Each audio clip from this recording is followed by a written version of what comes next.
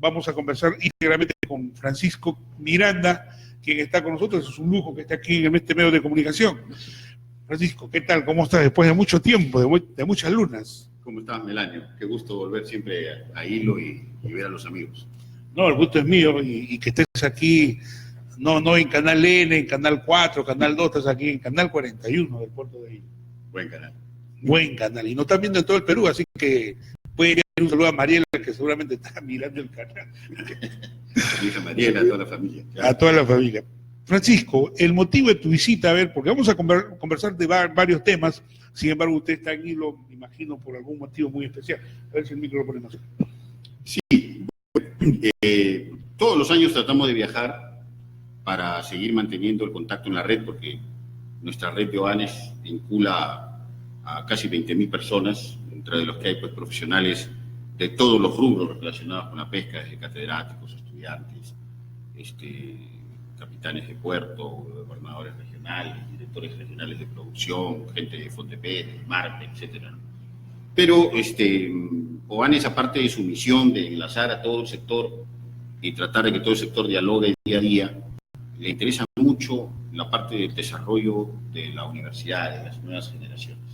Porque una de las cosas que nosotros hemos detectado en tanto viaje que hemos hecho por todo el Perú, es que el Perú pues, tiene un potencial extraordinario en sus universidades, porque tiene 18 universidades nacionales, entre nacionales y privadas, que son pocas, las privadas son solamente 2, pero las nacionales son 16 universidades nacionales que tienen carreras de ciencias del mar, de ciencias de la pesca, de la acuicultura y del medio ambiente. Entonces, esas universidades están formando profesionales en gran cantidad y la gente no sabe que nosotros tenemos a esos profesionales y que tenemos que darles sitio, y además ellos también deben ser capaces de crear y generar sus propios puestos de trabajo en el futuro. La inversión que se está realizando en las universidades es cuantiosa, sobre todo después de la ley universitaria y ahora que se han aclarado algunos puntos relacionados con la ley del canon, y es un gusto ver que algunas universidades están poniendo realmente su gran esfuerzo en desarrollar, sobre todo en el tema de pesca, que para mí es un tema fundamental porque la única forma de dominar el mar peruano es dominarlo con tecnología, con conocimiento, con capacidad. Tenemos a la gente, estamos formando un buen grupo de profesionales. En el Perú hay una gran experiencia profesional porque hay muchos profesionales de muy buen nivel que tienen que ser reconocidos. Y en el futuro, el mundo de la pesca va a ser un mundo de pescadores y de gente profesional, que es lo que nosotros queremos, gente que sabe cómo administrar las cosas, cómo lograr que un recurso sea sostenible en el tiempo, cómo poder determinar la cantidad a extraer periódicamente sin perjudicar el beneficio de tener el recurso en la siguiente temporada, y así sucesivamente, ¿no? Entonces, es un gusto para mí cuando vengo y veo en una universidad tanto desarrollo. Por eso te comentaba antes de la entrevista, sería fantástico que visites a la ingeniera Sheda Méndez en la Escuela de Ingeniería Pesquera de la Universidad Nacional de Moquegua aquí en Hilo, para que veas las cosas que ha hecho la Universidad de Moquegua en poco tiempo. Nosotros en OANES tiene un convenio, estuviste conmigo claro. el año pasado en la firma del convenio que ha firmado con la Universidad Nacional de Moquegua, que es precisamente para ayudar a intercambiar información y sacar adelante todo lo que está relacionado con profesionales. Ahora, que después de venir, después de muchos meses, creo que año y medio, creo. Sí, más o menos. Sí, ¿Cómo es encontrado la universidad de la Universidad Nacional de Moquegua, la Facultad de Pesquería? Bueno, he encontrado con 3 laboratorios nuevos. Un laboratorio de algas, lo he encontrado con un laboratorio de acuicultura, un pequeño acuario y un almacén con botes y con equipos de buceo. O sea, se le está dotando a los universitarios por lo menos de los medios y de las facilidades, ¿no? Y los profesionales de la facultad son profesionales muy competentes, tienen profesores bastante buenos, pero sigue faltando esa parte que yo digo del contacto de la universidad con la comunidad. La universidad debe servir a las necesidades de la región. Entonces tiene que tener un contacto permanente tanto con el CITE como con FUNPES, como con el MARPE, como con la Capitanía, como con las empresas mineras para ver qué cosas se pueden hacer en obras por impuestos, para hacer adelante con los pescadores artesanales, tener un conocimiento de la realidad y de las necesidades para que los muchachos que ahora van a realizar tesis, que ahora van a realizar trabajos de investigación, hagan investigación aplicada, dirigida a las necesidades de la región. Eso es lo que lamentablemente hoy conversamos con el comandante Antonio Vega, que te conoce también, Francisco. Él es un buzo, hoy entiendo que está, aparte de ser militar, está haciendo inclusive cursos para la población que le gusta esto del buceo, y nos comentaba algo importante, y eso en verdad que lo que nos deja un poco como que nos escarapela la información que nos da. Él nos dice, acá hay muchos buzos artesanales, pero trabajan en forma artesanal, y lamentablemente muchos están malogrando su vida porque no están actuando profesionalmente, y acá mira las tablas que nos enseñó unos documentos, todo debe hacerse pues como debe ser, o sea, profesionalmente, pero acá hay buzos que se han dado artesanalmente, han crecido y hoy siguen, pero me dicen, ponen en riesgo su vida. ¿Qué comentario sobre eso, Francisco? Bueno, tengo muchos comentarios porque justo acabo de entrevistar antes de venir aquí al revés a Jorge Pesaresi, porque hoy día tenemos pues cumplimos 21 años de aniversario, el día 11 de octubre. El día de hoy. 21 años efectivamente se formó la ONG Oanes. Entonces, justo hemos estado conversando con Jorge Pesaresi sobre ese tema, ¿no? Efectivamente, el gran problema de los buzos, digamos, que bucean con aire comprimido, es que no utilizan el regulador de aire comprimido, que permite regular la cantidad de aire comprimido que va a asimilar un buzo a determinada profundidad. De acuerdo a la ley de Boyle, que es un principio físico, la cantidad de presión que debe tener el aire es diferente en función a la profundidad, ¿no? Cada 10 metros es más o menos una atmósfera, 1 kilo por centímetro cuadrado de superficie. Entonces, si tú no utilizas el regulador, no sabes cuánta presión le estás metiendo a los pulmones para inflar los pulmones. Y los buzos que no tienen pues este tipo de preparación utilizan simplemente una manguera. Con una manguera aquí al costado respiran, y con eso lo que están haciendo es generando un daño que tarde o temprano va a salir a flote, ¿no? El daño más común es el daño del mal de las burbujas. Por eso es que insistimos tanto en que deben haber cámaras hiperbáricas, porque cuando encuentras a este tipo de buzos en la costa peruana o en sitios donde hay estas malas prácticas, porque son malas prácticas, es muy probable que surjan enfermedades constantemente, que surjan accidentes constantemente. Entonces las cámaras hiperbáricas deben estar disponibles. Si surgen accidentes para los buzos que tienen toda la tecnología y toda la capacidad para bucear, ¿cómo no van a surgir para quienes no lo tienen? Para los artesanales, para los que bucean en forma artesanal. Para los que bucean de forma así empírica, es decir, sin ningún tipo de conocimiento. Pues, obviamente la cámara hiperbárica es fundamental, más en una zona donde hay una gran cantidad de buzos.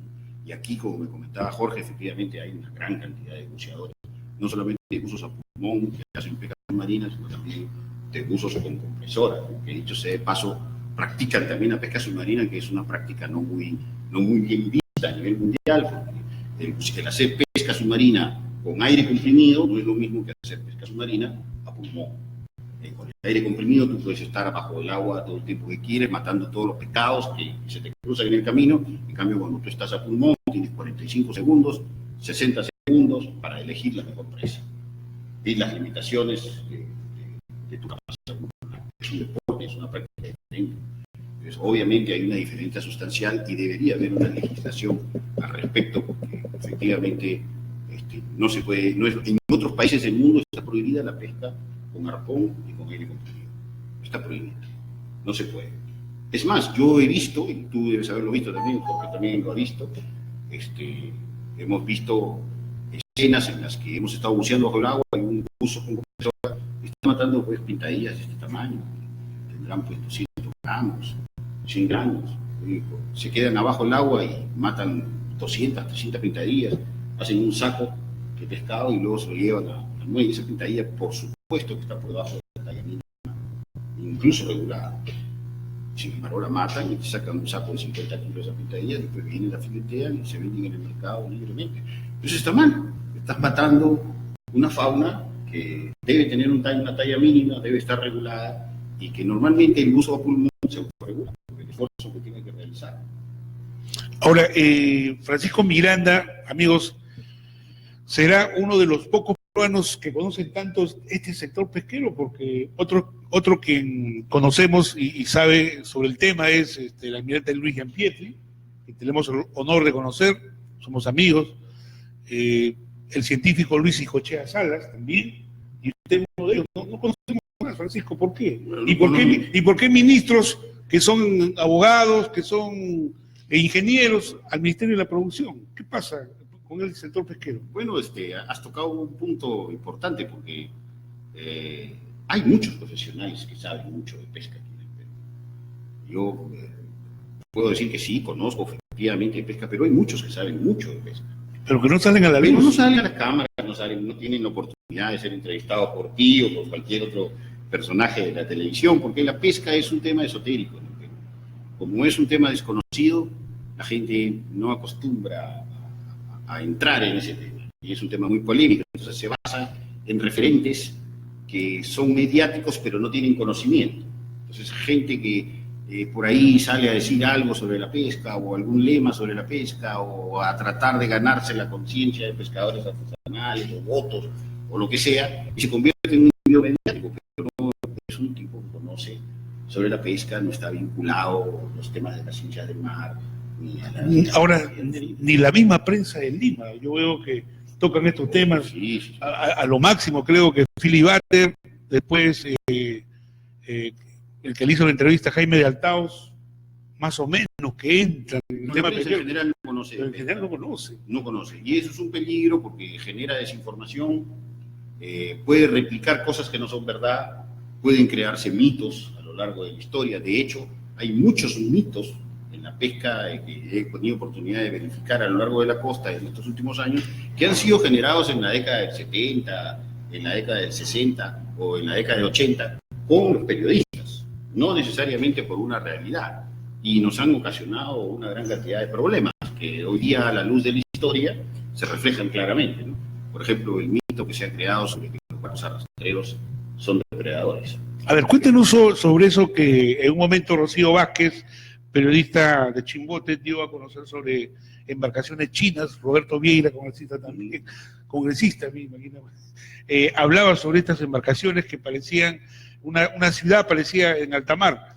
Este tema de las embarcaciones chinas que están depredando, arrasando. Bueno, también eso es cuestión de concepto. O sea, al peruano se nos ha enseñado de que nosotros debemos pescar dentro de nuestras 200 millas y proteger nuestras 200 millas. Ahí hay un error de concepto. El peruano debe pescar en sus 200 millas, dentro de sus 200 millas y en todo su mar presencial. ¿Cuál es su mar presencial? Más allá de las 200 millas, a donde mi nave o mi buque tiene alcance para llegar. Si hay 400 barcos, voy a hacer un razonamiento simple, si hay 400 barcos pescando de la milla 201 hacia la milla 600, 800, 1000, que vienen de China, de España, de Rusia, de Polonia, ¿hay negocio o no hay negocio? Negocio. ¿Y tú que estás a 600, a 700 millas, no puedes ir a pescar ahí? Sí, se puede pescar, normal. Entonces, nuestra política pesquera está orientada solamente en nuestras 200 millas y hemos abandonado el espacio presencial más allá de las 200 millas, dejándole el espacio libre a embarcaciones extranjeras que quieren y que pueden pescar. Hoy día hay 400 embarcaciones pescando fuera de las 200 millas del mar chileno y del mar peruano. Los chilenos sí han tenido una política de mar presencial, han avanzado mucho con la pesquería de arrastre, pescan en sus 200 millas, pescan fuera de sus 200 millas con tecnología de arrastre, que se pesca mucho a media agua, sobre todo con tecnología de arrastre, y hoy día, con toda esa experiencia que tienen, que nosotros no hemos tenido, son dueños de la cuota del Jurel fuera de las 200 millas. En aguas internacionales ellos prácticamente dominan el 80% de la cuota del Jurel. Y los peruanos tenemos un porcentaje mínimo de cuota de Jurel, que además ni siquiera utilizamos porque no tenemos barcos para pescar de las 200 millas hacia afuera. ¿Por qué? Porque en la década de los 70, tratando de sacar a los rusos que estaban pescando aquí en un convenio, se creó pues una campaña mediática tratando de demostrar que el barco ruso era un barco depredador y el barco bolichero peruano no lo era, porque lo que se quería era sacar a los rusos del mar peruano. Era un principio, buena cuenta, positivo, ¿no? Noble, si quiere llamarlo así, pero los rusos nos enseñaron muchas cosas que nosotros debimos haber aprendido y debimos haber sido inteligentes. Incluso cuando hubo la crisis rusa, la crisis de la perestroika, nosotros quisimos llevar a Rusia a muchos empresarios pesqueros para que compraran barcos rusos y los trajeran al Perú, que eran muy baratos. En la época de la perestroika, un barco ruso se podía comprar la tercera parte de su valor normal. Y habían barcos de tecnología muy avanzada que se podían traer para acá. No se dio la ocasión, pero si se hubiera dado, hoy día tendríamos a muchas empresas peruanas que tendrían estas máquinas, que son buenas máquinas. La máquina no es culpable de las cosas, las manejan los seres humanos. Y estas máquinas estarían pescando en el espacio donde hoy están pescando 400 buques. Entonces no habrían 400 buques porque ya ese espacio estaría ocupado por 400 naves peruanas, ¿no? Y están fuera de las 200 millas. Es concepción. El no saber de pesca nos hace ser ciegos ante esa realidad. Por eso que tenemos pues a ministros que lamentablemente no han sido expertos y no han hecho decretos que son favorables para el empresario peruano. Existe la idea de que el empresario, bueno, en el gobierno anterior existía la idea de que todo empresario era un ladrón, era un delincuente, había que perseguir al pesquero peor porque era depredador, y no es así. O sea, en la práctica yo he podido ver que las empresas tienen una presión que no viene necesariamente del político, viene de sus propios compradores. El comprador de hoy día es un comprador que le exige al empresario pesquero sostenibilidad, eficiencia y ecología. De lo contrario, no te compro. La lógica de la sostenibilidad es muy sencilla. Yo con la cantidad de toneladas de harina que exporta el Perú, que vale más o menos unos 2.000 millones de dólares al año, genero alrededor del mundo cerca de 30.000 millones de dólares en un negocio acuícola, que es basado en alimentos de animales carnívoros, truchas, anguilas, langostino, salmón, ¿no? y otras especies que comen y que necesitan harina y aceite de pescado, que no son todos los peces. La tilapia, por ejemplo, no necesita harina y aceite de pescado, la concha de abanico es un organismo filtrante, no necesita harina y aceite de pescado. Pero los animales que sí necesitan harina y aceite de pescado, que son los carnívoros, son los más valiosos en el mercado. El salmón es el más valioso, la trucha es la más valiosa, el mero es valioso, el lenguado es valioso, el paiche es valioso. Todos esos animales requieren de alimentos, de ponerle en su alimento un pequeño porcentaje de harina y aceite de pescado para que tengan un buen crecimiento y valor nutritivo. Valor nutritivo, exactamente. Entonces, si yo soy un fabricante de alimentos y le compro harina de pescado a los productores nacionales de harina de pescado aquí en Perú, yo estoy montando un negocio de 30.000 millones de dólares alrededor del mundo, yo tengo que decirle a ese empresario, oye, si tú me vas a abastecer 1.000 toneladas de harina de pescado este año, el año próximo me tienes que abastecer 1.000 también. No 900, no 800, no 700. No me vas a venir a decir que la anchoveta la pescaste demasiado este año. Yo quiero que todos los años tú me des 1.000. Yo no quiero que tú me des menos, sino siempre la misma cantidad. Porque estoy montando un super negocio de 30.000 millones de dólares para alimentar centros de acuícolas en todo el mundo. Entonces yo te obligo como comprador a que tú tengas una actividad sostenible en la pesca. Y eso es lo que hacen. En la práctica funciona así. Son las empresas que compran la materia prima las que obligan a los empresarios a que tengan una empresa sostenible, basada en un recurso que esté administrado de manera sostenible, que tengan eficiencia en la captura. O sea, no me vas a estar convirtiendo 5 toneladas de anchoveta en 1 tonelada de harina, sino conviérteme 3.5 en 1, sea eficiente.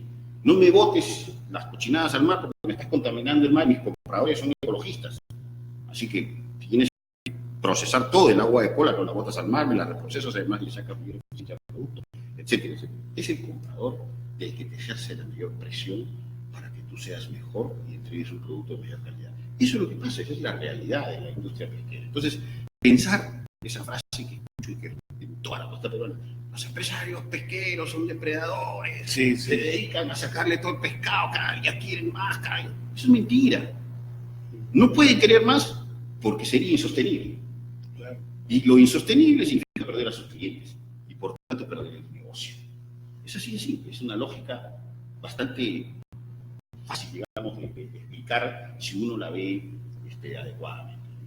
Ahora, en el Perú tenemos 2 zonas de pesca, la zona sur y la zona norte-centro o centro-norte. La zona sur, donde vivimos nosotros, Arequipa, Tacna, Moquegua, la zona sur. La compartimos, lamentablemente, bueno, después de la guerra con Chile, con el norte de Chile, de Arequipa hasta Antofagasta. Yo he leído el último informe, ese es el último de IFOP Chile, Es más, creo que lo tengo por acá. Yo he leído el último informe de IFOP Chile, y Chile ha pescado, capturado anchoveta en la zona norte, en Arica, ha capturado cerca de medio millón de toneladas. Medio millón de toneladas. Ha sido, hasta el último informe ha sido en agosto, el que he visto. No sé, ahora no he revisado, honestamente no he revisado el día de hoy el último informe de Chile, pero pregunto, ¿y cuánto capturó el Perú? O sea, ¿cuánto capturó Arequipa, Tacna, Moquegua, la zona sur? Lamentablemente han llegado, creo, a 44.000. O sea, una goleada, pero si hablamos en el tema futbolístico, 500 goles contra 44 goles. Es una goleada. ¿Por qué? Porque como no conocemos, y tú sabes, Francisco, y esto lo decimos porque está demostrado científicamente, no es porque yo quiero decirlo, o porque leí un periódico, no. La anchoveta transita del paralelo 16, que es Arequipa, hasta el paralelo 24, que es Antofagasta. Transita dentro de las 5 millas.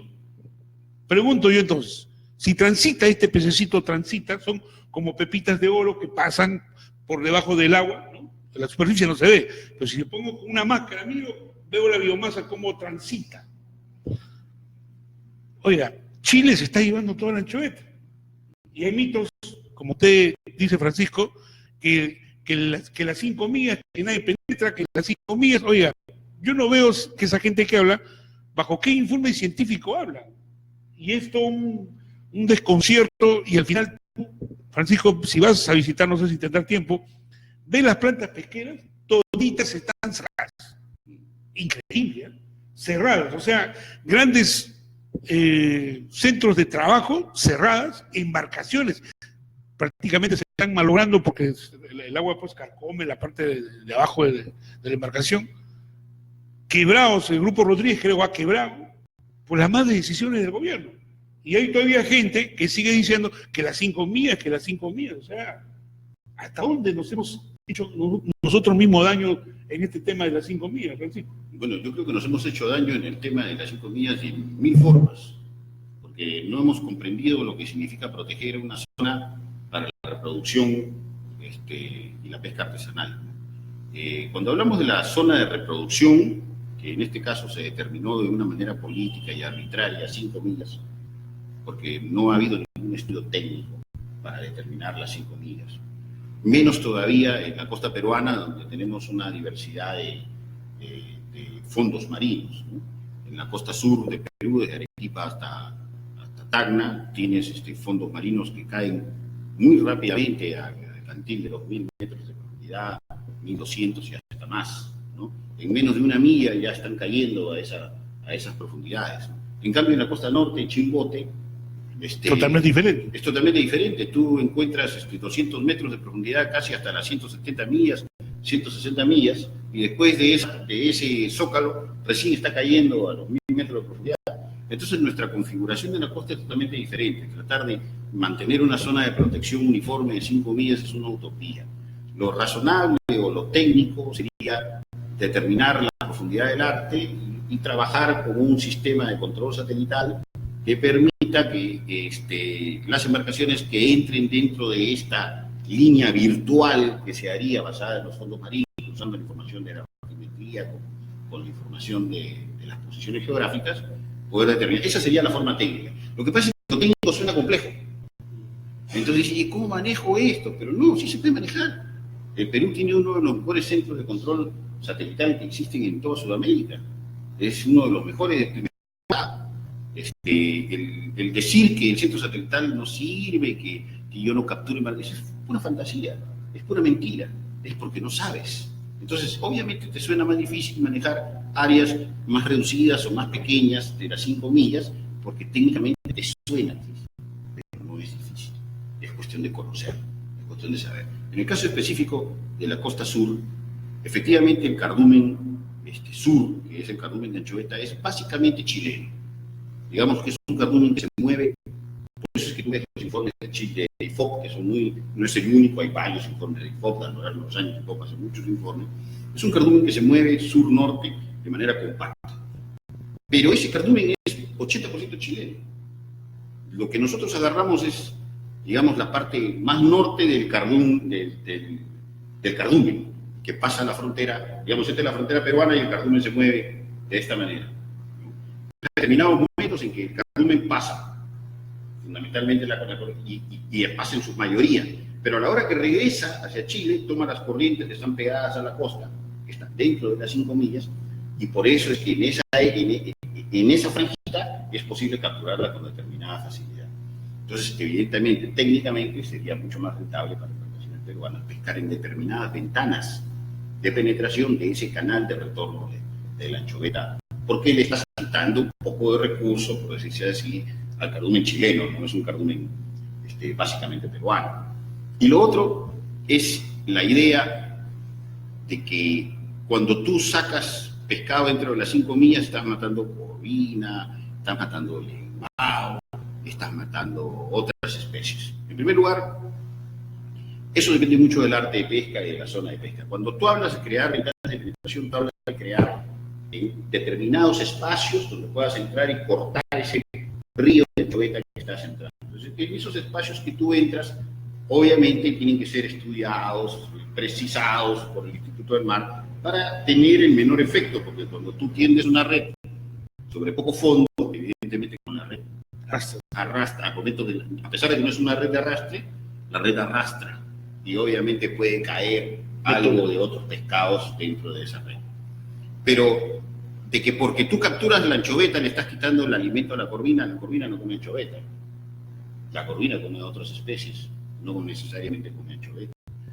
El mar peruano imagínate el mar peruano como un gran plato de comida, que todos los años tiene un gran plato de comida. Todos los años tiene plancton y fitoplancton y tiene comensales. En determinadas épocas, el principal comensal es la anchoveta. En determinadas épocas, la anchoveta comparte la comensalía de ese plato con la sardina.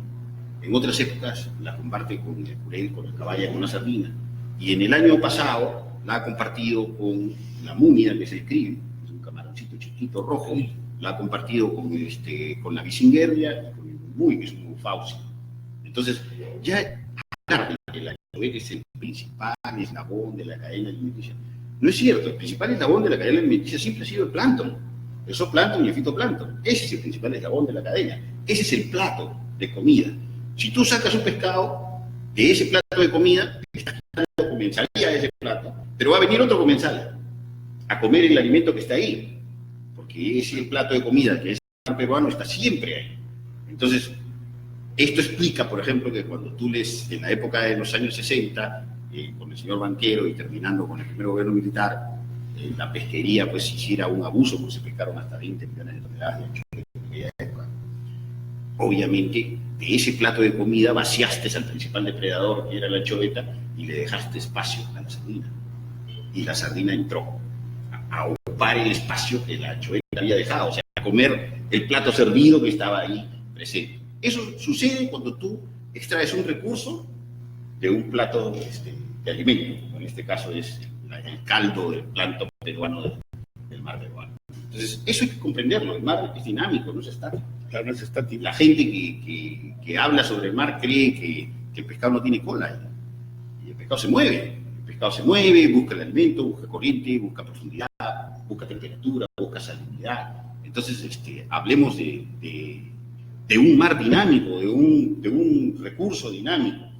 Otra cosa que escucho también es, no han podido completar la cuota de este año porque han depredado tanto la anchoveta que ya no han podido completar la cuota este año. Eso dijo inclusive Ollantaytamala.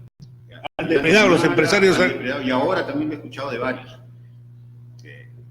Acá tenemos a Jorge, que también es pescador submarino. Existe lo que se llama el aprendizaje de los peces. Es una cosa de la que se habla muy poco.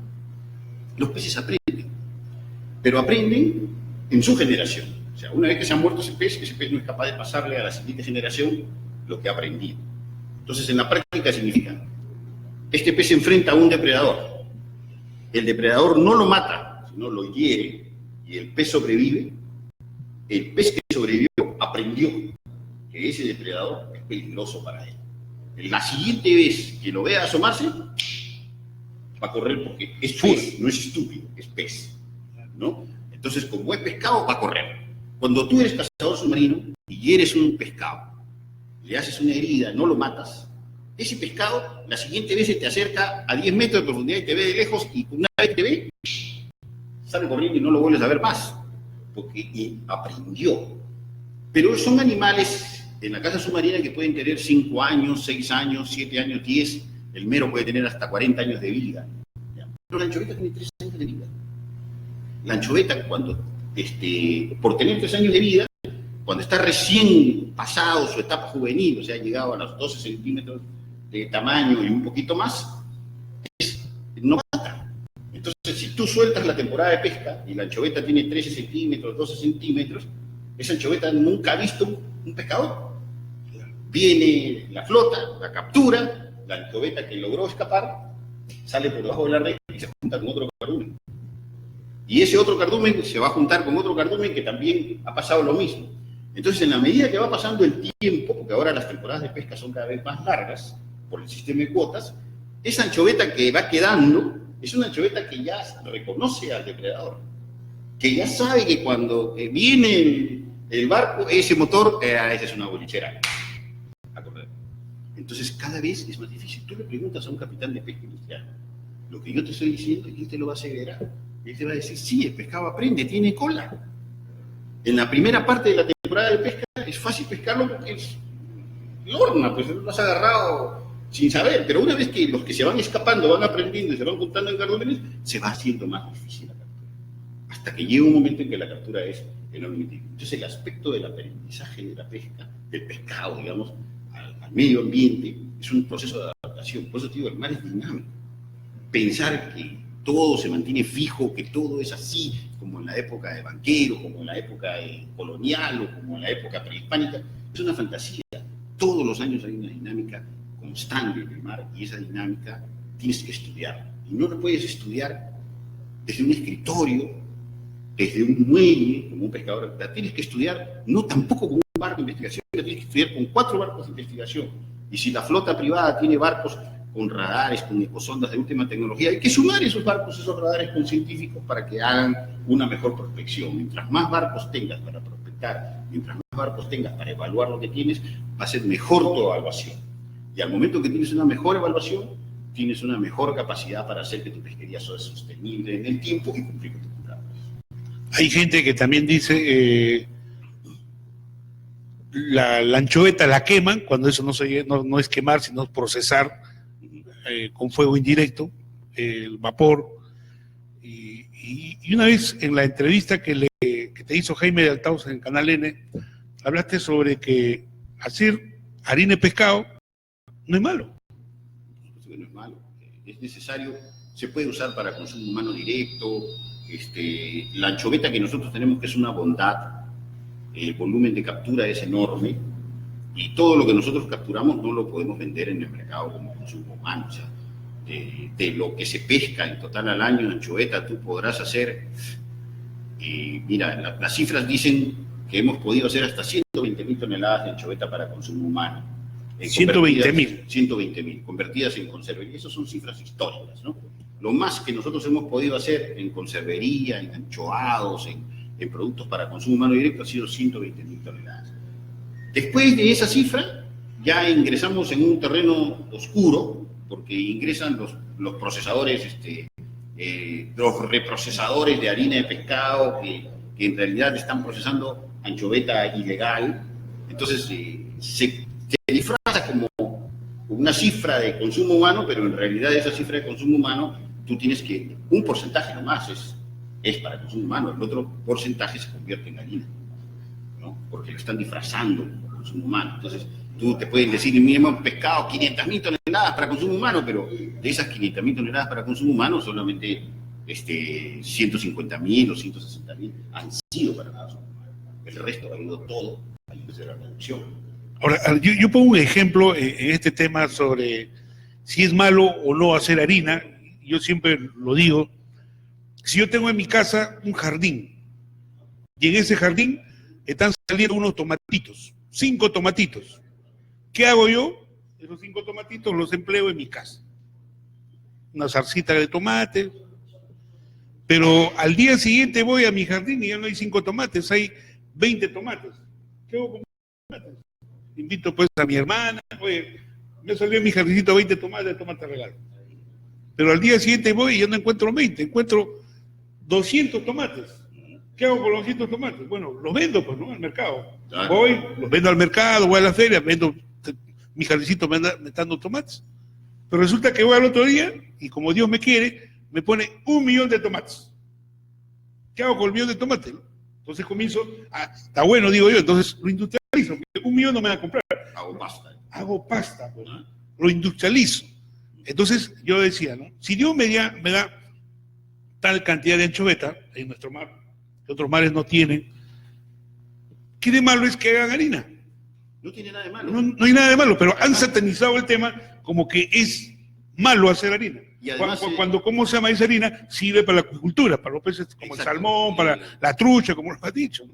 Exacto. Y eso refleja también nuestra falta de visión pesquera. Porque si tú creas en el Perú las condiciones económicas para que se desarrolle la acuicultura nacional, la acuicultura de peces carnívoros, estoy hablando, que son los consumidores de harina y aceite de pescado, porque no te debe preocupar que crezca la acuicultura de peces vegetarianos como la tilapia, porque no necesitas harina de pescado. O sea, puedes criar la tilapia que se te dé la gana con maíz, con soya, con dietas especiales y no necesitas harina de aceite de pescado. Puedes criar conchas de abanico, choros, ostras y algas, ¿no? En la acuicultura porque no necesitas harina de pescado. Pero los carnívoros, que son los peces más valiosos, la chita, el guau, el paiche, el salmón, la trucha, sí necesitan harina. Pero si creas en el Perú las condiciones para que la apicultura se desarrolle, florezca como debe ser. Pero eso significa que crear el mercado, o sea, como político, como visión de país, crear el mercado. Entonces el empresario que produce harina de pescado y que vende 1 tonelada de harina de pescado a $1.500 al mercado chino, pero resulta que aquí en el Perú le pagan $1.500 también. Mejor lo vendo acá. Pero aquí tengo que cobrar en 30 días, embarcarla en 45 días, y aquí me la van a pagar a la semana. En una semana, pues entonces comienzo a dejar de venderle a China y a venderle a mi mercado. Como lo hace Chile. Como lo hace Chile. Hoy en día Chile no exporta harina de pescado, consume toda la harina de pescado que produce. Y le da el salmón. Y encima importa harina de pescado de Perú para alimentar el salmón. Increíble. Así es. Entonces convierte esos $2.000 millones en $30.000 millones en el Perú. Entonces es cuestión de falta de visión. Si tú no eres capaz de ver el futuro con la tecnología y con la realidad y con las capacidades que tienes, entonces no vas a ser capaz de desarrollar una industria pesquera en la que el Perú puede ser líder mundial y darle de comer al mundo. ¿Líder mundial? ¿Tanto así? Por supuesto que sí, que solamente con la cantidad de harina de pescado que produces puedes crear una acuicultura gigantesca. Si a eso tú le sumas la acuicultura de tilapia, que no requiere de harina de pescado, y le sumas las otras acuiculturas que te he mencionado, te conviertes en líder acuícola. Y si encima llegas a tener la sostenibilidad en determinados recursos, vas a seguir produciendo siempre la misma cantidad de anchoveta, siempre la misma cantidad de jurel, siempre la misma cantidad de pota, siempre, porque ese es el objetivo al que hay que llegar, a lograr la sostenibilidad. La sostenibilidad de los recursos solamente se logra con investigación. No hay otra forma. Investigando, cuantificando, investigando cada vez de una manera más precisa, sabiendo cada vez de una manera más precisa cuántos recursos hay en el mar y cuánto debo sacar, en qué periodo no lo debo pescar, cuándo se está reproduciendo. Eso es conocimiento. Y el conocimiento nosotros lo podemos adquirir a raíz de todas las universidades que tenemos con formación de ingenieros pesqueros en toda la costa peruana, que como te he dicho tenemos 16, porque tenemos también en San Martín, tenemos también en Puno, tenemos también en Huancayo.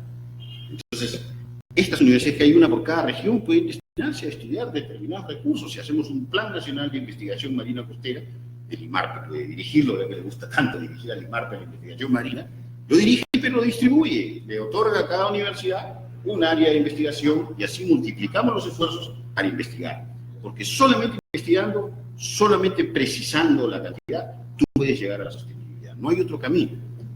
Hay que investigar para saber cuánto tienes y cuánto vas a sacar. Claro, lamentablemente lo que ha sucedido desde 1992, entiendo, el tiempo de Alberto Fujimori, cuando estaba Sodero Taira de ministro de Pesquería, es que es lo que hemos podido investigar nosotros, había una penetración de Chile para comprar, parece, ciertos dirigentes a nivel nacional, y estos han comenzado a empoderarse que, por ejemplo, en el caso de las 5 millas, que hambre para mañana, una serie de cosas totalmente negativas, y inclusive se han permitido hacer grandes manifestaciones en todo el sur del país, y eso creo que lo has dicho en el libro que has escrito, la desinformación. ¿Cómo la desinformación nos mata? Nos hace pelear peruano contra peruano. Bueno, sí, hay que reconocer que Chile es parte interesada en esto, y como parte interesada, pues obviamente va a hacer todo lo posible porque nosotros no tengamos un desarrollo pesquero como lo deberíamos competitivo. tener. Competitivo, porque somos un competidor inmediato. Entonces, si yo le puedo meter el cabe a mi competidor, acabamos nosotros de celebrar que Chile no ha ido al Mundial, o no va a ir al Mundial. Entonces, somos competidores natos. Si somos competidores de fútbol, más todavía en pesca, que compartimos un mar. Entonces, Chile siempre ha tenido una política, y es evidente a lo largo de su historia, de marcarle el paso a la pesquería nacional, porque son ellos los que se quieren desarrollar y no nosotros. Igual quieren en minería. Igual quieren en minería. Efectivamente, muchos rubros económicos. Eso es un tema geopolítico muy amplio, que hay que abarcarlo con los temas históricos también. Ahora, Francisco, estamos amigos con Francisco Miranda, que está de paso en el puerto de Iquitos. A mi modesto entender, es uno de los pocos hombres que conoce tanto el tema pesquero. Yo siempre decía, Francisco, y usted alguna vez, ojalá que lo llamen para que sea ministro, lamentablemente no le gusta la política. Él está con una ONG, OANES, cerca de 20.000 miembros. Tenemos el honor de estar en esa lista, participando. Ahora, hoy cumple OANES 21 años. 21 años. 21 años. 21 años hablando exclusivamente hablando de pesca, de acuicultura, de políticas portuarias, de desalinización, de energía eólica, de educación, de formación de profesionales, de unión, de creación de redes, de integración del sector, porque lo principal es que el sector esté completamente comunicado. Si tú no estás comunicado, no vas a poder crecer. El error de la mayoría de los científicos es que yo tengo este proyecto, lo guardo como un secreto porque no quiero. No, la ciencia se construye como una pared, ladrillo sobre ladrillo. Yo hago esta parte de investigación, tú haces esta parte de investigación, tú haces esta parte de investigación, y para lograrlo tiene que haber un compartir, tiene que haber una comunicación, un intercambio. Entonces la ciencia nace del intercambio de información. Y eso es lo que busca OANES, crear una red muy grande de personas que están interesadas en el tema para que compartan información. Solamente compartiendo la información podemos investigar, podemos hacer ciencia, podemos hacer administración pesquera, podemos hacer gestión pesquera, podemos hacer así 1000 cosas, eliminar la desinformación, etcétera, ¿no? Pero tiene que haber un compartir. Si nosotros nos guardamos nuestros secretos, nadie lo va a saber. Y Marpe tiene valiosa información. Y Marpe tiene valiosa información, y Marpe ha tenido una política de compartir información que se viene viendo a la luz de los hechos de manera permanente en los últimos años. Cualquier persona puede entrar al depositario de información del Marpe, que ha creado un depositario especial de información, y encontrar todos los informes del Instituto de Mar del Perú. Es accesible para cualquiera que tenga un poquito de trabajo minucioso de buscarlo, porque como se busca en una biblioteca, como se busca en un fichero, tienes que buscar pues, la información que quieres ubicar, y la vas a encontrar, porque el IMARPE es una de las entidades más transparentes hoy en día en cuestiones de investigación científica. Y le conviene, y le interesa a todo el mundo. Y a los empresarios más que nadie, porque los empresarios, como te repito, son los más interesados en demostrar que el recurso que están pescando es sostenible. Y de eso depende el trabajo del IMARPE. Claro, yo decía, y voy a poner un ejemplo que también lo comento, como hemos aprendido algo. ¿Podría el presidente del país más poderoso de la Tierra, que es Estados Unidos, podría decir, mañana nos vamos a Júpiter, un poquito de fubito, el viernes nos vamos a Marte, una parrilladita con los marcianos? ¿Podría decir eso? Quizás podría decirlo, pero ¿es lógico eso? No es lógico. Para eso están los científicos de la NASA, que le recomiendan al presidente, porque el espacio es un mundo desconocido, ¿correcto? Ahora vamos a la Tierra. Podría decir, por ejemplo, mañana vamos una parrilladita con los bonitos, vamos una anticuchada con los pejerreyes. ¿Podríamos decir eso? No. Porque el fondo del mar es un mundo donde tienen que estar los científicos, es ciencia, ¿no? Justamente lo que tú decías. Así es. Pero yo veo que lamentablemente los científicos quedan de lado cuando existe gente que habla sobre el tema sin conocer, ni siquiera tener un fundamento científico. Yo, por ejemplo, cuando hablaba sobre el tema de pesca, yo me basaba, por ejemplo, y hasta ahora voy en eso, en informes de los científicos. Entonces, si los científicos me dicen que el mar es así como está escrito, entonces es porque han estudiado el mar y saben lo que están diciendo. Entonces yo lo que tengo que hacer es decir lo que está justamente el científico dando a conocer. Pero lamentablemente han habido dirigentes que en todo el Perú han creado desinformación y mitos, como tú lo has dicho. Y ese tema de las 5.000 yo veo que es un mito. En general son una variedad de mitos, porque los mitos no solamente van con el tema de las 5 millas, van de diferentes formas, ¿no? Que hemos ido conversando a lo largo de esta entrevista y hemos ido viendo que muchos de estos supuestos mitos son mitos, o sea, son fantasías que se han creado por desconocimiento, por ignorancia, por conveniencia, por intereses específicos. Entonces, estos intereses específicos crean estos mitos y el que no sabe nada se lo cree, los compra, ¿no? Y ese es el peor error que se puede cometer. Entonces, esto implica que tengas que tener una política de educación y hacia el profesional de la información, en este caso la prensa en general, para que la prensa en general comprenda perfectamente de qué estamos hablando. La prensa ha olvidado, y eso es algo que yo admiro y respeto muchísimo de tu parte, que una de las labores periodísticas es de educación. Entonces, si yo voy a capitalizar toda mi vida periodística sobre el sensacionalismo, sobre lo que vende, no voy a cumplir con una de las funciones que son fundamentales. Si yo me quiero llamar un poder, ese poder tiene que basarse en la educación, en una educación con información certera. Entonces, la prensa debe ser capaz de educar, y es su obligación de educar, y es una obligación que ha olvidado. Y que, sin embargo, nosotros en el Perú, un país que necesita tanta educación, requiere de una prensa que eduque, de una prensa que forme en valores, de una empresa que forme en minería, que forme en pesquería, que forme en difusión, que informe en una diversidad de temas.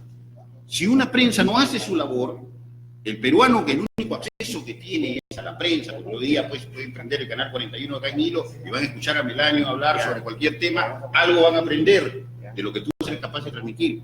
Pero ese tipo que no ha tenido acceso a una universidad, que no ha tenido acceso a un centro de estudios o que su centro de estudios ha sido deficiente, tiene en la prensa en alguna forma el fiel de la balanza. Y si la prensa no cumple con su labor de información, de educación, entonces le está fallando al Perú. Y no tiene derecho a llamarse poder. ¿Me dejo entender? Claro.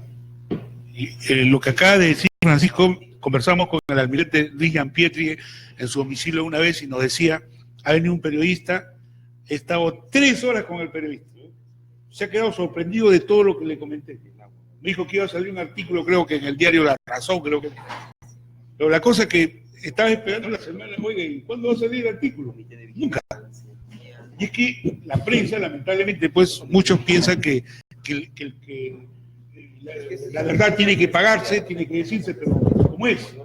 Y eso parece que encima, por eso, a menos de Jaime de Altaos y Philly Butter, son los pocos, los dos, que conocen del 100% sobre el tema de pesca, creo, conocerán pues el 40, 50, algo. Pero el resto, nadie, por eso estamos así. Nadie habla del sector pesquero. Pueden hablar de todo, de farándula, de todo, pero no hablan de pesca. Y tenemos un mar que prácticamente es otro Perú, pero nadie habla de pesca. Como decía Roberto Vieira, tenemos un mar tan grande, prodigioso, todo, pero apenas creo que hay como 4 o 5 patrulleras. Increíble. Bueno, un poco más. Pero sí, lo tengo claro que lo que hacemos es no darnos cuenta de las riquezas que tenemos enfrente de nosotros y tampoco del potencial que tienen estas riquezas y tampoco de la enorme cantidad de gasto que el Estado peruano ha hecho a través de los años para formar profesionales. Cuando yo te digo que hay 18 universidades que forman profesionales de ciencias del mar, de la pesca, de la acuicultura y del medio ambiente, y te digo que 16 son nacionales, significa que el Estado peruano, a lo largo de los años, ha venido invirtiendo en educación educación para formar profesionales relacionados con las ciencias del mar, la pesca, la agricultura. Y esa educación tú la estás desperdiciando. O sea, no solamente tienes el recurso en el mar, que tienes que administrar, que tienes que usufructuar, sino también tienes a un profesional que lo estás desperdiciando y que lo has pagado con tus impuestos, porque todas esas 16 universidades son universidades nacionales, no son privadas. Francisco, ya el tiempo nos ganó, tenemos mucho para conversar sobre el sector pesquero. Habrá otro día.